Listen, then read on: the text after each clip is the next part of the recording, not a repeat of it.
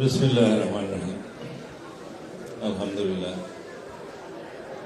বিসমিল্লাহ, সালাতু ওয়াসসালামু আলা রাসূলিল্লাহ।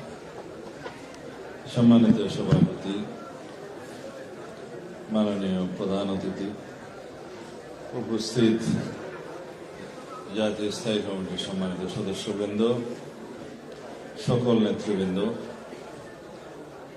সাংবাদিক বন্ধুগণ, ভাই ও বোনেরা, আসসালামু আলাইকুম ওয়া রাহমাতুল্লাহ। শহীদ বুদ্ধিজীবী দিবস উপলক্ষে আলোচনায় আমি খুবই সংক্ষিপ্ত বক্তব্য রাখব।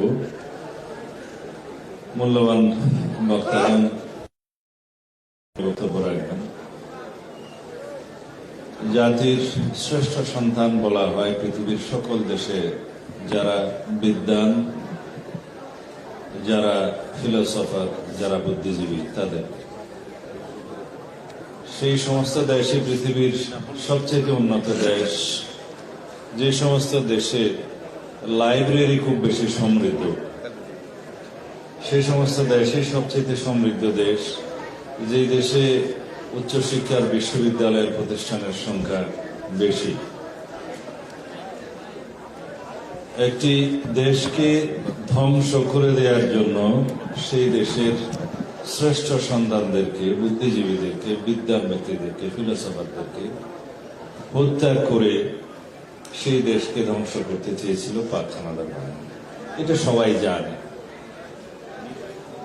এবং পৃথিবীর সকল স্বাধীনতা সংগ্রামের যুদ্ধের প্রথমে এবং শেষ দিকে এবং মাঝে মাঝে তাদেরকে হয় হত্যা করা হয়, না হলে অন্যভাবে নির্যাতন করা হয়। কিন্তু স্বাধীনতার পরে সবচাইতে উল্লেখযোগ্য বিষয় হল, আমরা বিগত ফেসিবাদের সময়ে একটি সিস্টেমেটিক ওয়েতে বিভিন্ন প্রক্রিয়ায় বাংলাদেশের টোটাল শিক্ষা ব্যবস্থাকে ধ্বংস করে দেওয়ার জন্য একটা প্রকল্প নেওয়া হয়, এবং যার মধ্যে তারা অনেকাংশে সফল হয়েছে।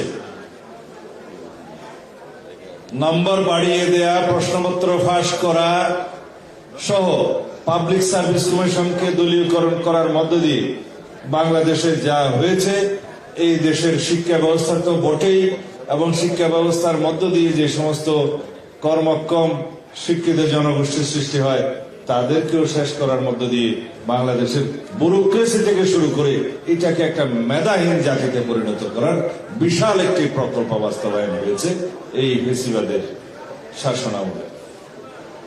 এটাই বলার জন্য আমি আজকে উঠেছিলাম।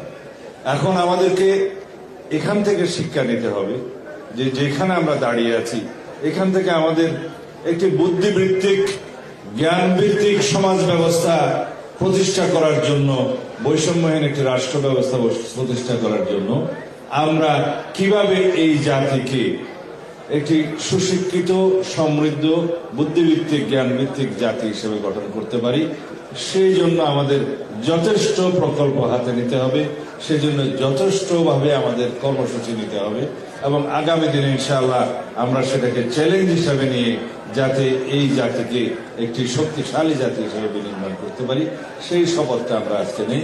আপনাদের সকলকে ধন্যবাদ আমাকে এখানে বক্তব্য রাখার সুযোগ দেওয়ার জন্য, আয়োজকদের ধন্যবাদ। আসসালামু আলাইকুম।